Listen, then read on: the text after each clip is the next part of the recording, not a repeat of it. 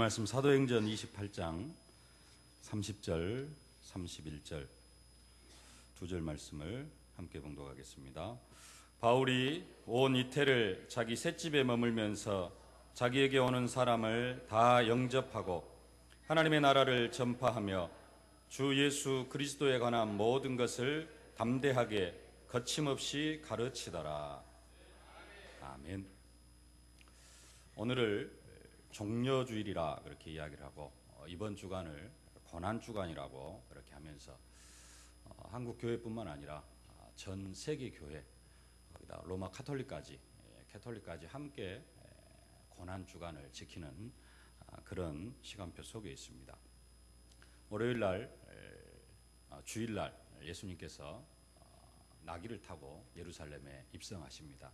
그때 많은 백성들이 종려나무 가지를 흔들면서 호산나 다윗의 자손이 하면서 예수님을 환영합니다. 그래서 종려나무 가지를 흔들고 예수님이 예루살렘 입성하는 것을 기념하면서 오늘을 종려주일이라 그러고요. 이번 주 금요일 날 예수님께서 십자가에 고난을 당하시면서 6시간 동안 십자가에 못 박혀 고통을 당하시다가 죽음을 당하시는 그러한 고난을 기념하면서 약 1980여 년 전에 예수님께서 그런 역사적인 사건들을 통하여서 우리를 구원하신 그것을 기념하는 그러한 절기입니다. 그래서 이번 주 금요일을 또 성금요일이라 그렇게 이야기하기도 합니다. 고난주간이 되면은 그 텔레비전으로 한국뿐만 아니라 외국의 많은 사람들이 어떻게 고난주간을 보내는가 하는 모습들을 종종 비춰주는 것을 볼 수가 있습니다. 그 내용 중에 해년마다 한 가지씩 빠지지 않고 나오는 게 있는데 그게 뭐냐면은 십자가의 고난에 동참한다고 하면서 커다란 십자가를 지고 그것을 지고 막 운반하고 또 어떤 사람은 심지어 십자가에 못 박히는 그런 모습까지 흉내내면서 내가 십자가의 고난에 동참한다 하고 동참하는 그런 사람들이 많이 나오는 것을 볼 수가 있습니다. 뿐만 아니라 교회들도 어떻게 하면은 그 그리스도의 고난에 동참할까 하는 그런 생각들을 많이 합니다. 그래서 고난주간이 되어지면은 이번 한 주간 동안 한 끼 아침 금식을 하기도 하고요. 또 어떤 사람은 금요일날, 성금요일날 예수님께서 십자가에 못 박혀 죽으신 그날 아침 9시에 못 박히셔가지고 오후 3시에 이렇게 운명하셨는데요. 6시간 동안 그 십자가의 고통을 당하셨는데 내가 금요일만이라도 금식을 하면서 그 예수님의 고난에 동참해야 되겠다 이렇게 하는 교회도 있고 성도들도 있습니다. 어느 교회는 그 오늘을 전교인을 대상으로 사랑의 헌혈 운동을 펼치는 그런 교회도 있고요. 그래서 예수님의 피 흘림을 또 우리가 피 흘림을 통해서 이걸 통해서 또 피를 나누자 이런 의미로 사랑의 헌혈 운동을 실천을 하기도 합니다. 어느 교회에서는 금식하는 것으로 끝내는 것이 아니라 매일 한 끼 금식한 것을 그냥 금식하는 것으로 끝내는 것이 아니라 그 한 끼 금식한 것을 헌금으로 모아가지고 그 지역에 있는 소외계층, 그 수도요금을 못 내는 사람들에게 수도요금을 내준다고 하면서 생명의 물 나누기 운동을 이렇게 진행하는 그런 교회도 있습니다. 어떻게 해서든지 이 교회들이 여러 가지 방법으로 고난주간이 되어지면은 그 그리스도의 고난에 동참하려고 하는 그런 모습들을 보여줍니다. 우리는 그러면은 그리스도의 고난에 어떠한 모습으로 동참해야 될까? 오늘 좀 그런 부분들을 생각을 하면서 언약을 붙잡기를 주의 이름으로 축원합니다. 예수님께서 제자들에게 말씀하십니다. 아무든지 나를 따라오려거든 자기를 부인하고 자기 십자가를 지고 나를 쫓을 것이니라. 예수님을 따르는 사람들에게 예수님은 분명하게 말씀합니다. 나를 따라오려거든 자기 십자가를 지고 나를 쫓으라. 그러면 우리가 져야 될 십자가는 뭐냐? 십자가를 지고 아까 찬송도 했습니다마는 죽기까지 따르러 오리다. 내가 지고 가는 십자가는 뭔가? 예수님의 십자가는 온 인류를 위한 대속의 죽음의 십자가였습니다. 더 자세히 말씀드리면은 하나님께서 구원하시기로 작정하신 사람들을 구원하기 위한 그래서 그 죄값을 치러주는 죽음의 십자가였습니다. 좀 더 구체적으로 말씀드리면은 예수님의 십자가는 하나님과 우리 사이에 막힌 담을 헐어주는 그런 화목의 십자가였습니다. 그래서 에베소서 2장 16절에 이렇게 말씀합니다. 또 십자가로 이 둘을 한 몸으로 하나님과 화목하게 하시려고 하심이라 원수된 것을 십자가로 소멸하시고. 예수님의 십자가는 하나님과 원수되어진, 하나님과 우리 사이에 막힌 담을 헐어주는 그런 십자가였습니다. 예수님의 십자가가 하는 일이 뭐냐? 하나님과 우리 사이에 막힌 담을 헐어주셨습니다. 그리고 하나님과 우리 사이에 막힌 담뿐만 아니라 이 둘을 한 몸으로 그렇게 말씀하는데요. 무슨 둘이냐? 유대인과 이방인. 이 둘을 한 교회로, 교회의 한 공동체로 만들어주는 그런 십자가였다고 그렇게 말씀을 합니다. 그러면은 우리가 져야 될 십자가는 뭐냐? 예수님의 십자가가 나를 하나님과 화목하게 한 그런 십자가인 것처럼 우리는 어떤 십자가를 져야 되느냐? 우리 주위에 있는 사람들이 아직도 하나님과 화목하지 못하고 하나님과 원수되어져서 살아가고 있다면은 그 사람들의 막힌 담을 헐어주는 그 십자가를 질 수 있어야 됩니다. 예수님의 십자가는 다른 십자가가 아니고 나와 하나님 사이에 막힌 담을 헐어주는 십자가였습니다. 그 십자가가 방법은 죽음이라는, 죄값을 지불하는 죽음이라는 그 방법을 통해서 예수님의 십자가는 특별한 십자가였습니다. 우리도 다 죽으라는 소리냐? 그게 아니라 이제 우리에게는 무슨 십자가요? 복음을 전하기만 하면 되어집니다. 그것으로 우리가 현장에서 예수가 그리스도 되신 그 복음을 전할 때 사람들과 하나님 사이에 있는, 내 가까이에 있는 많은 사람들이 아직도 하나님과 막힌 담을, 그래서 하나님과 원수되어져 살아가고 있는데 그 막힌 담을 헐어주는 십자가, 우리는 그 십자가를 져야 될 줄로 믿습니다. 그런데 이 화목의 십자가를 지려고 하면은 당연히 따라오는 것이 있는데 그게 뭐냐? 그게 바로 고난입니다. 이 고난은 우리가 고난주간이니까 한번 동참해보자 하는 그런 고난이 아닙니다. 어떤 사람들이 고난주간에 주님의 고난에 동참하기 위해서 금식하고 헌혈하고자 하냐? 평상시에 주님의 고난과는 전혀 관계없이 요즘 살아가는 게 어째요? 너무 편하다 보니까 그래도 내가 예수님께서 나의 죄 때문에 십자가에 피 흘려 죽기까지 고난을 당하셨는데 나도 그 고난에 한번 동참하는 것이 맞지 않겠느냐?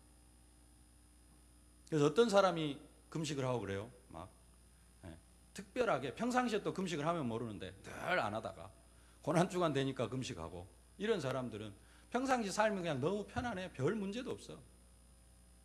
그렇게 살아가다가 보니까 고난주간이 되어지면 한번 예수님 고난에 동참해보자, 그런 이야기를 하는 것입니다. 나의 십자가, 나를 통하여서 복음받기로 예정해 놓은 한 영혼, 그 한 영혼을 위해서 기도하다가 고난도 받고 축복도 누리고 영광도 받으시기를 주의 이름으로 축원합니다. 한 영혼을 내가 어떻게 전도할 것인가 심히 고민하고 죽게 될 만큼 고민하는 그런 고난주간이 되어지실 수 있기를 바랍니다. 다른 것으로 고난에 참여하려고 하지 마시고요. 내가 어떻게 하나님께서 내게 주신 사명, 이 사명을 감당해 나아갈 것인가, 그것을 고민하다가 정말로 주님의 고난에 동참하는 여러분들이 되어지실 수 있기를 주의 이름으로 축원합니다. 사명도 다른 사명이 아닌 우리에게 절대 사명을 허락해 주셨는데요, 그 절대 사명 다른 게 아니라 한 영혼을 내가 어떻게 구원할 것인가. 십자가 하면은 보통 다른 사람들은 십자가 하면은 그냥 막연한 십자가를 생각합니다. 근데 또 십자가가 좀 구체화되어진 사람이 있어요. 누가 십자가 구체화되어지느냐? 자기 가까이에 있는, 특별히 자식이나 아니면은 남편이나 이런 사람이 상당히 복음과는 거리가 먼, 그리고 사회에도 잘 적응을 못하는, 그래서 곧 좀 이렇게 살아가는 사람들을 보면서 쟤는 나의 십자가다, 그렇게 이야기를 하는 사람이 있습니다. 내 남편은 정말로 내가 평생 지고 가야 될 십자가다, 그렇게 이야기하는 사람도 있습니다. 맞습니다. 그 사람을 복음으로 세워가는 것, 복음으로 끌어들여서 정말로 복음의 공동체를 누려가는 것, 그 사람과 하나님과의 막힌 담을 헐어주는 것, 그게 우리가 감당해야 될 십자가입니다. 남편과 아니면 자식들과 화목해도 남편이나 자식들이 아니면 주위에 가까이 있는 식구들이 아직도 복음을 모르고 살아가고 있다면 그 사람이 나의 십자가가 되어지는 겁니다. 예수님은 나와 막힌 담을 헐어주기 위해서 죽음의 십자가를 지셨습니다. 우리는 내 주위에 있는 많은 사람들, 아직도 막힌 담 속에서 하나님을 만나지 못하고 살아가는 사람들을 어떻게 복음으로 세워갈 것인가?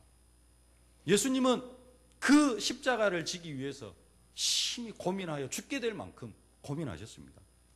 베드로와 세베대의 두 아들을 데리고 가실새 고민하고 슬퍼하사 이에 말씀하시되 내 마음이 심히 고민하여 죽게 되었으니 너희는 여기 머물러 나와 함께 깨어있으라 하시고 조금 나아가서 얼굴을 땅에 대시고 엎드려 기도하여 가라사대 내 아버지여 만일 할만하시거든 이 잔을 내게서 지나가게 하옵소서. 그러나 나의 원대로 마시옵고 아버지의 원대로 하옵소서. 십자가를 지는 데 있어서 고민하면서 슬퍼하면서 죽게 되어질 만큼 죽기까지 고민하십니다. 십자가를 지기 위해서. 뭐 하기 위해서요? 우리를 구원하시기 위한 십자가를 지기 위해서. 주변에 있는 복음받지 못하고 아직도 저주와 재앙 가운데서 살아가고 있는 사람들을 생각하면서 고민해 보신 적 있습니까? 내가 어떻게 이 사람에게 복음을 전할 것인가? 고난 주간에 그 고난 속으로 들어가실 수 있길 바랍니다. 그 고민 속으로 들어가실 수 있길 바랍니다. 사도 바울은 이렇게 전도자의 삶을 살면서 이방인 복음화를 위해서 전도하다가 엄청난 고난을 당했습니다. 제가 이 자리를 통해서 몇 번 읽어드렸는데요. 저희가 그리스도의 일꾼이냐 정신없는 말을 하거니와 나도 더욱 그러하도다. 내가 수고를 넘치도록 하고 옥에 갇히기도 더 많이 하고 매도 수없이 맞고 여러 번 죽을 뻔하였으니 유대인들에게 40에 하나 감한매를 5번 맞았으며 3번 태장으로 맞고 1번 돌로 맞고 3번 파산하는데 일주야를 기품에서 지냈으며 여러 번 여행에 강의 위험과 강도의 위험과 동족의 위험과 이방인의 위험과 시내의 위험과 광야의 위험과 바다의 위험과 거짓 형제 중에 위험을 당하고 또 수고하여 애쓰고 여러 번 자지 못하고 줄이며 목마르고 여러 번 굶고 춥고 헐벗었노라. 왜 사도 바울이 이런 고난을 당했습니까? 다른 것 때문이 아니라 복음 전하다. 전도하려고 하다가 보니까 자연스럽게 찾아오는 고난이었습니다. 우리가 잘 아는 대로 빌립보에서 귀신 들린 여종 치유해졌더니 관리들이 끌고 가가지고는 상관들에게 끌고 가서 죽도록 매맞고 거의 혼수 상태 되어져 가지고 감옥에 가다 놨는데 밤중까지 혼수 상태로 있다가 밤중쯤 깨가지고 바울과 실라가 감옥에서 찬송하고 기도합니다. 복음을 전하려고 하다가 보니까 그런 핍박을 당하기도 합니다.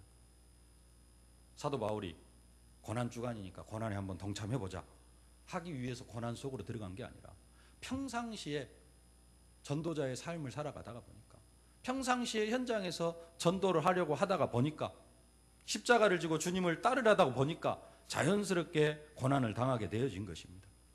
그러면서 자신은 어리석은 자처럼 자신의 약한 것들을 자랑한다고 그렇게 이야기하면서 자신이 고난당한 것을 이야기를 합니다.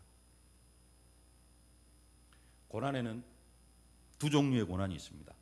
저주와 재앙 때문에 당하는 고난이 있고요. 복음 때문에 당하는 고난이 있습니다. 아직도 저주와 재앙 때문에 고난을 당하고 계신 분들은 그 고난 속에서 빨리 해방을 받으시길 바랍니다. 저주와 재앙 때문에 고통당하시는 분들은 그 속에서 빨리 빠져나오실 수 있기를 바랍니다. 그리고 저주와 재앙 때문에 당하는 그 고통 속에서 빠져나오신 분들은 이제 복음 때문에 당하는 고난 속으로 들어가실 수 있기를 주의 이름으로 축원합니다. 성경은 언약 백성들이 고난당하는 것을 당연한 것으로 그렇게 말씀하고 있습니다. 로마서 8장 17절로 18절에 이렇게 말씀합니다. 자녀이면 또한 후사 곧 하나님의 후사요 그리스도와 함께한 후사니 우리가 그와 함께 영광을 받기 위하여 고난도 함께 받아야 될 것이니라. 예수 믿는 사람들이 자칫 뭔만 생각하느냐? 영광만 생각합니다. 영광. 그러나 성경은 분명히 말씀합니다. 영광을 받기 위하여 고난도 함께 받아야 될 것이니라. 근데 그 고난은 생각건대 현재의 고난은 장차 우리에게 나타날 영광과 좋게 비교할 수 없도다. 인생 영광, 교회 영광, 경제 영광. 정말로 우리가 복음을 인하여서 조금 고난을 받을 때 그 고난은 그 고난과 비교할 수 없는 영광으로 하나님께서 우리를 축복하여 주실 줄로 믿습니다. 네가 그리스도의 좋은 군사로 나와 함께 고난을 받을지니. 많이 봤던 말씀이죠.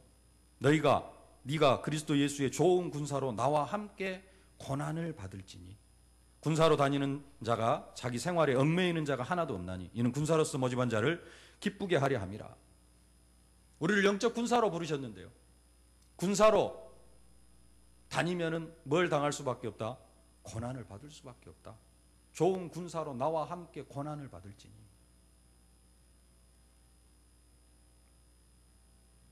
밀턴이 이런 말을 했습니다. 가장 많이 고난을 당하는 사람이 가장 많은 영광을 받을 것이며 가장 위험한 곳을 지나온 사람이 가장 큰 승리와 성공을 맛볼 것이다. 우리가 자주 쓰는 말이 있습니다. 교회 안에서요. 십자가 없이는 부활도 없다. 그러죠? 십자가가 없는데 어떻게 예수님 부활하십니까? 십자가가 없이는 부활도 없다. 다른 말로 하면은 고난이 없으면 영광도 없다라는 말입니다. 근데 우리는 우리의 인생에서 고난을 지워버리려고 합니다. 고난 속으로 들어가지 않으려고 합니다. 은혜, 축복, 재앙 같은 축복, 영광만을 생각하려고 합니다. 그러나 재앙 같은 축복도 절대 사명의 완성으로 주신다고 말씀하셨습니다. 절대 사명을 감당해 나가려고 하면은 뭐가 닥치게 되어져 있느냐? 당연히 고난이 닥치게 되어져 있습니다. 사명 감당하려고 할 때, 사명 감당하려고 고난도 당할 때 그 고난을 통하여서 하나님께서 우리에게 참된 축복을 허락해 주십니다. 그래서 사도 바울은 고난을 받으라고 고난에 대해서 직접적으로 말씀을 합니다. 디모데후서 4장 5절에 이렇게 말씀합니다. 그러나 너는 모든 일에 신중하여 고난을 받으며 전도자의 일을 하며 내 직무를 다하라. 모든 일에 신중하여 고난을 받으며 전도자의 일을 하며 내 직무를 다하라. 우리 같으면은 모든 일에 신중하여 예수님의 능력을 받고 축복을 받아서 예수님의 능력과 권세로 전도자의 일을 하며 내 직무를 다하라.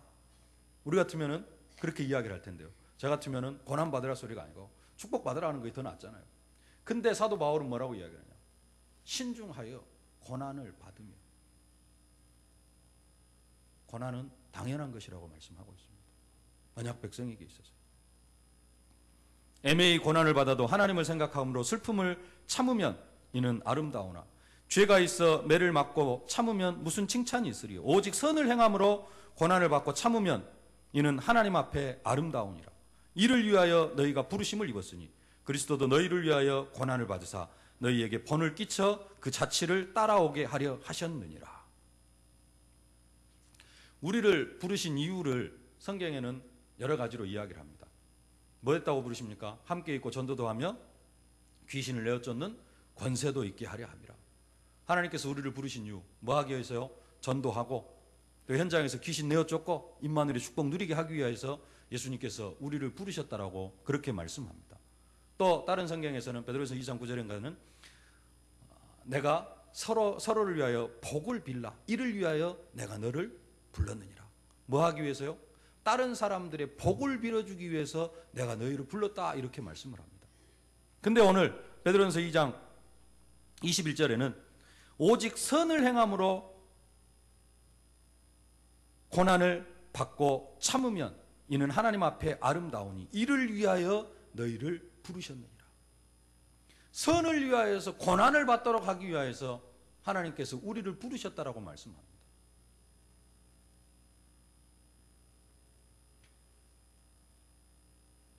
정말로 예수님을 따라가다가 보면 진짜로 예수님을 따라가다가 보면 고난이 찾아오게 되어져 있습니다.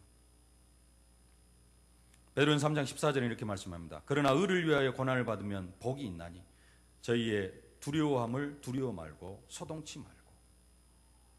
의를 위하여 고난을 받으면 복이 있다 그렇게 말씀합니다. 선을 행함으로 고난받는 것이 하나님의 뜻일진데 선을 행함으로 고난받는 것이 하나님의 뜻일진데 선을 행함으로 고난을 받는 것이 하나님의 뜻이라고 말씀합니다. 그 속에서 항상 기뻐하고 쉬지 말고 기도하고 범사에 감사하는 것. 그냥 항상 행복한 일만 있으니까 기뻐하고 감사하고 기도하고가 아니라 우리가 선을 행함으로 가장 선한 일은 무슨 일입니까? 복음 전하는 일이 가장 선한 일입니다. 우리가 현장에서 복음을 전하면서 고난을 받는 것, 그게 하나님의 뜻이라는 겁니다. 전도가 어쩔 때는 편안하고 쉽고 하나님의 은혜 가운데 그냥 별말 안 했는데 영접이 되어지기도 하고, 그러나 거기까지만 생각하니까 전도가 쉽습니다. 진짜 전도는 어디까지입니까? 모든 민족을 제자로 삼아 아버지와 아들과 성령의 이름으로 세례를 주고 내가 너희에게 분부한 모든 것을 가르쳐 지키게 하라.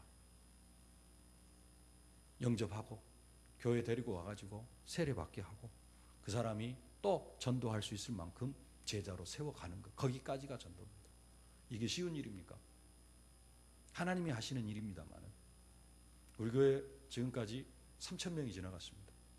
제자화 되어지지 못하고, 또 제자가 되어져 가지고 다른 교회로 간 사람도 있습니다만 복음에 뿌리 내리지 못하고 떠나간 사람들 2,000명이 넘습니다.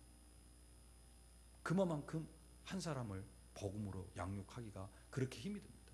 그냥 한 사람 예수 영접시켜가지고 그냥 교회에 딱 앉혀놓기는 쉬울 수도 있습니다. 그러나 그 한 사람이 정말로 복음에 뿌리 내리고 제자로 세워질 만큼 내가 옆에서 기도해주고 영적으로 도와주고, 그게 쉬운 일이 아니라는 겁니다. 그 일을 하기 위해서 고난도 필요하고 정말로 탄식도 필요하고, 그 전도를 위하여서 한 영혼을 구원하기 위하여서 선을 행함으로 고난받는 것, 내가 한 영혼을 제자로 세워가기 위하여서 내가 조금 고생하고 하는 것, 그것이 뭐다? 하나님의 뜻이다. 예수 믿으니까 만사형통하리라, 맨날 행복하고 기적이 일어나고 내 응답 다 되어지고 그런 사람도 있을 수 있습니다. 그러나 극히 드뭅니다. 정말로 하나님의 사람은 선을 행하면서 고난을 받는 것, 이게 하나님의 뜻입니다. 여러분 지금 고난 속에 있습니까? 아니면 마냥 행복하십니까? 다른 것 때문에 고난받고 있지는 않습니까? 아직도 저주와 재앙 때문에 고통 속에 있지는 않습니까? 그런 고난 말고요, 복음 때문에 사명 감당하면서 당하는 고난이 있습니까? 하나님은 그 고난을 기뻐하시고 그 고난이 하나님의 뜻이라 그렇게 말씀하고 계십니다. 그리스도께서 이미 육체의 고난을 받으셨으니 너희도 같은 마음으로 갑옷을 삼으라. 이는 육체의 고난을 받은 자가 죄를 그쳤음이니 오직 너희가 그리스도의 고난에 참여하는 것으로 즐거워하라. 이는 그의 영광을 나타내실 때 너희로 즐거워하고 기뻐하게 하려 함이라. 즐거운 일로 기뻐하는 것이 아니라 그리스도의 고난에 참여하는 것으로 즐거워하라, 그렇게 말씀합니다. 만일 그리스도인으로 고난을 받은 즉 부끄러워 말고 도리어 그 이름으로 하나님께 영광을 돌리라. 베드로서 4장 19절에 말씀합니다. 그러므로 하나님의 뜻대로 고난을 받는 자들은 또한 선을 행하는 가운데 그 영혼을 미쁘신 조물주께 부탁할지어다. 계속해서 정말로 예수 믿는 사람들은 고난 속에 살아갈 것을 말씀하고 있습니다. 왜 그러느냐? 이 고난, 조금 다른 것만 좀 말씀을 드리면요, 이 고난은 그러나 영원한 것이 아니고 잠깐 있는 것이라 그렇게 말씀합니다.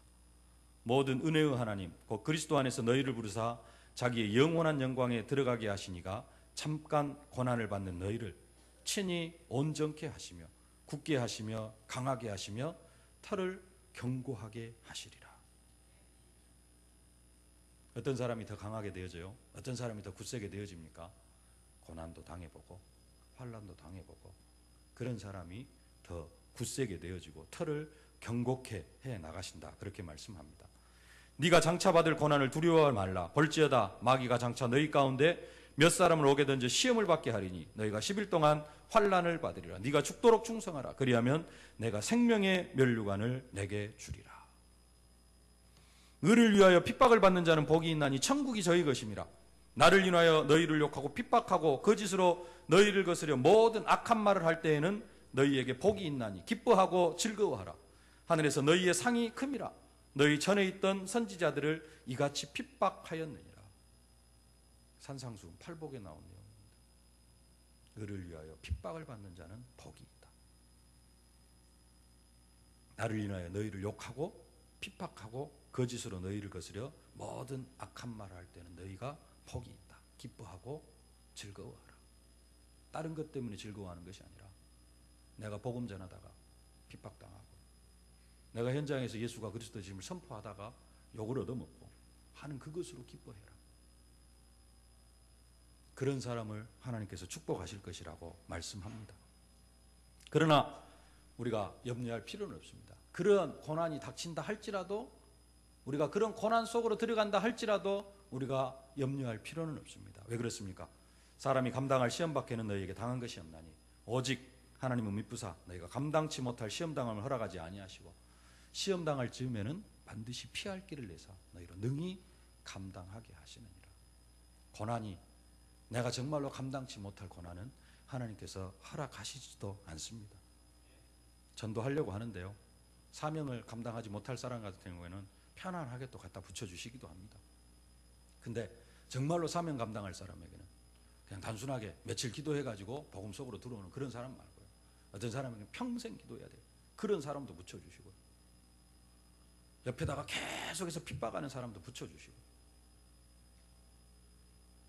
예수 믿는데 계속해서 또 문제가 터지기도 하고요. 그런 고난을 기뻐해라. 그러나 그 모든 고난들은 다 감당할 수 있는 것이다. 왜 그럼 이처럼 우리가 고난을 당해야 되느냐? 그 이유를 성경이 말씀해 주고 있습니다. 너희 염려를 다 주께 맡겨버리라. 이는 저가 너희를 권고하심이라. 근신하라, 깨어라. 너희 대적 마귀가 우는 사자같이 두루 다니며 삼킬 자를 찾나니 너희는 믿음을 굳게 하여 저를 대적하라.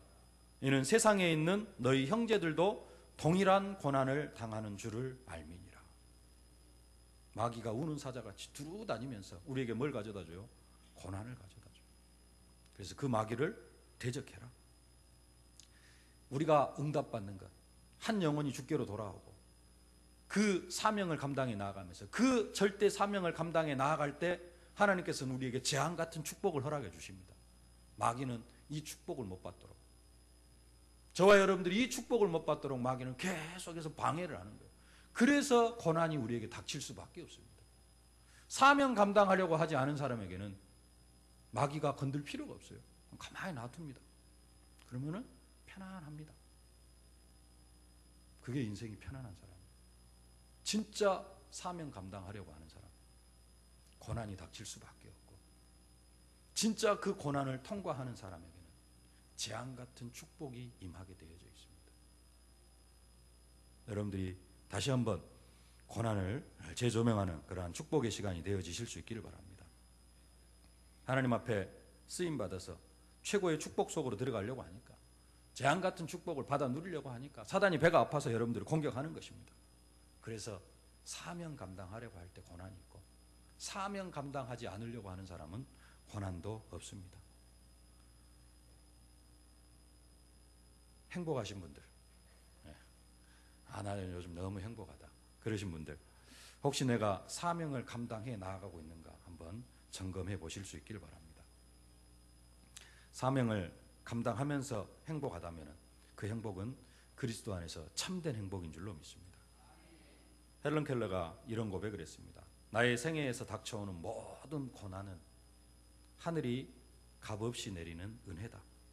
의혹은 비겁하고 미련한 사람만이 마음에 품는 공포에 불과하다.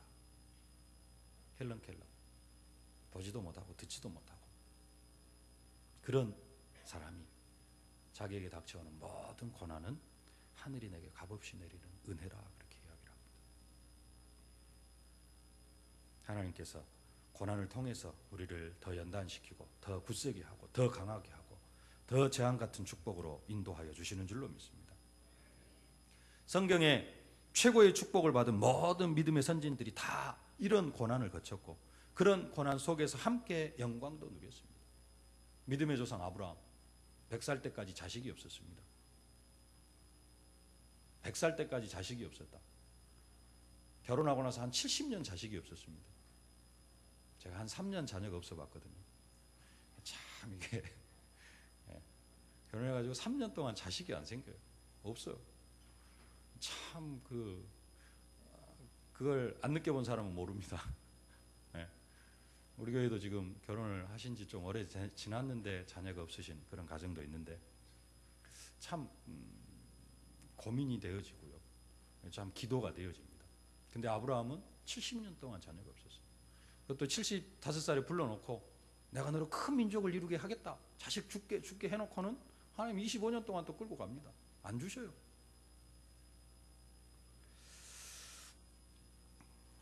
근데 그런 고난을 통해서 그 자녀 문제로 하나님께서 계속해서 아브라함을 연단시키면서 나중에는 믿음의 고백을 하고 그 자녀를 통해서 그 자녀를 번제로 바치려고 하면서 하나님의 사랑을 깨닫고 하나님의 마음을 깨달아 주시면서 그 아브라함이 복의 근원으로 세워지는 축복을 누립니다. 요셉에게 하나님께서 해와 달과 11별이 자라는 꿈을 주셨습니다. 11곡식단이 자라는 꿈을 주셨습니다. 그런 요셉에게 하나님은 종으로 팔려가는 고난을 주셨습니다. 감옥에 들어가는 고난을 주셨습니다. 13년 동안 종살이로 감옥 생활로 그런 고난이 애굽의 총리가 되어지는 연단이 되어져서 그 당시 최고의 축복을 누리게 하셨습니다. 모세는 고난이 없었습니까? 그렇지 않습니다. 40년 동안 광야에서 연단을 받았습니다. 모세는 자기 자신이 이스라엘의 구원자라고 생각을 했습니다. 그래서 히브리 사람들을 돌보기 위해서 일하고 있는 히브리 사람들을 돌아보기도 합니다. 그러다가 애굽 사람이 히브리 사람들을 뭐라고 하니까 그 애굽 사람들을 쳐 죽이기까지도 합니다. 그런 모세가 40년간 광야에서 하나님의 음성을 듣지 못하고 살았습니다. 응답이 없이 40년을 살았습니다. 연단이요. 모세에게 있어서는 가장 큰 고난이었습니다. 모세는 또 40년 동안 광야 40년 동안 하나님의 능력과 기적을 체험합니다마는 그 40년 동안 어떤 사람들을 데리고 다니냐?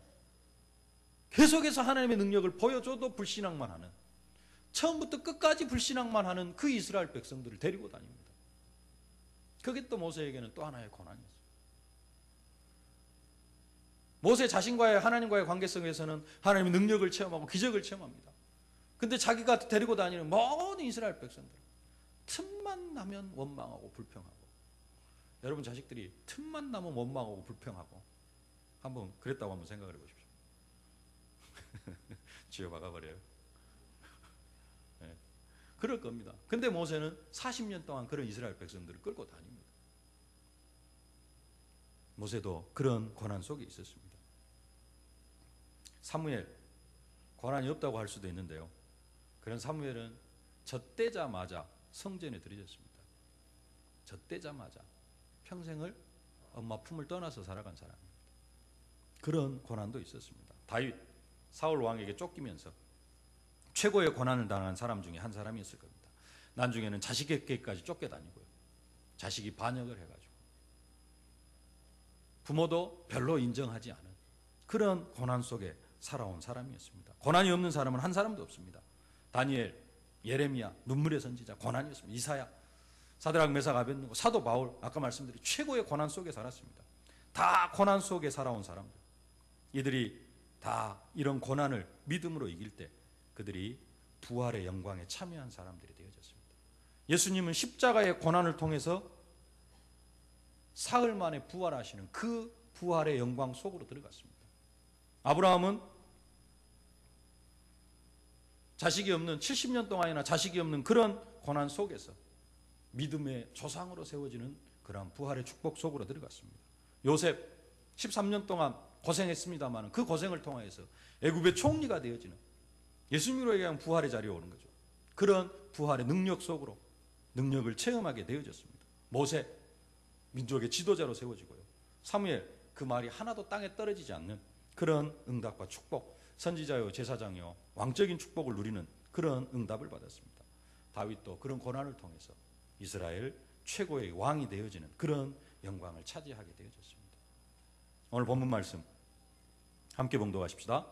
바울이 온 이태를 자기 셋집에 머물면서 자기에게 오는 사람을 다 영접하고 하나님의 나라를 전파하며 주 예수 그리스도에 관한 모든 것을 담대하게 거침없이 가르치더라. 아까 앞에서 읽어드렸는 그 사도 바울이 4번의 선교 여행을 거치면서 엄청난 고난을 당했는데요, 그런 고난을 통하여서 그 사도 바울이 핍박자 사울이라는 청년이 로마 복음의 주역이라는 전도자로 다시 새롭게 부활하게 되어진 것입니다. 우리의 십자가, 여러 가지 십자가를 생각할 수 있겠습니다만 특별히 이번 고난 중간에 나의 십자가, 다른 게 나의 십자가가 아니고 한 영혼을 주께 돌아오게 하는 것. 내 가장 가까이에 있는 한 영혼을 주께 돌아오게 하는 것. 하나님과의 막힌 담을 허는 십자가. 그 십자가를 지실 수 있기를 주의 이름으로 축원합니다. 예수님은 십자가를 지심으로 나와 하나님 사이에 막힌 담을 헐어주셨습니다. 내가 져야 될 십자가. 내 남편일 수도 있고요. 내 자식일 수도 있고요.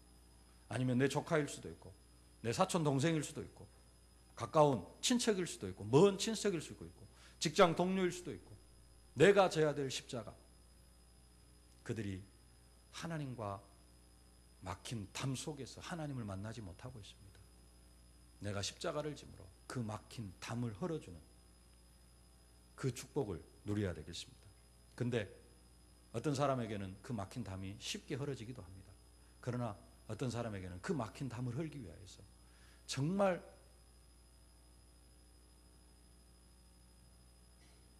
정말로 기도가 필요하기도 하고 정말로 그 한 영혼 더 주께로 돌아오게 하기 위해서 엄청난 헌신이 필요하기도 하고요.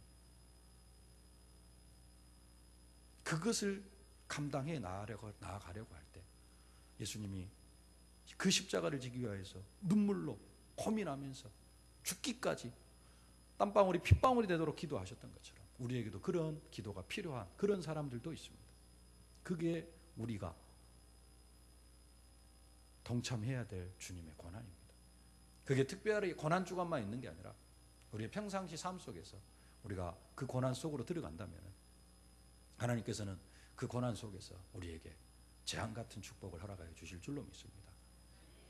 주님이 십자가에 못 박혀 죽으시는 그 주간에 이번 고난 주간입니다. 내가 다른 것으로 주님의 고난에 동참하는 게 아니라 정말로 내 십자가 어떤 사람을 내가 주께로 돌아오게 하면서 이것이 나에게 고난이라 할지라도 예수님은 나를 하나님 만나게 하기 위해서 진짜로 십자가에 죽기까지 고난을 당하셨는데 우리는 그런 고난을 필요로 하지 않습니다. 십자가에 죽는 고난이 아니라 정말로 조금 더 기도하고 그 한 영혼을 위해서 조금만 더 기도하고 조금만 더 관심 가지면 되어질 줄로 믿습니다. 그 사람이 또 남편일 때에는 아주 좀 영적 문제 심각한 남편일 때에는 고난이 찾아오기도 합니다. 핍박이 오기도 합니다. 그러나 그 고난도 감사함으로 받으실 수 있기를 바랍니다. 그 고난을 받는 사람 하나님께서 축복하시고 하나님께서 더 큰 은혜와 축복으로 세워주실 줄로 믿습니다.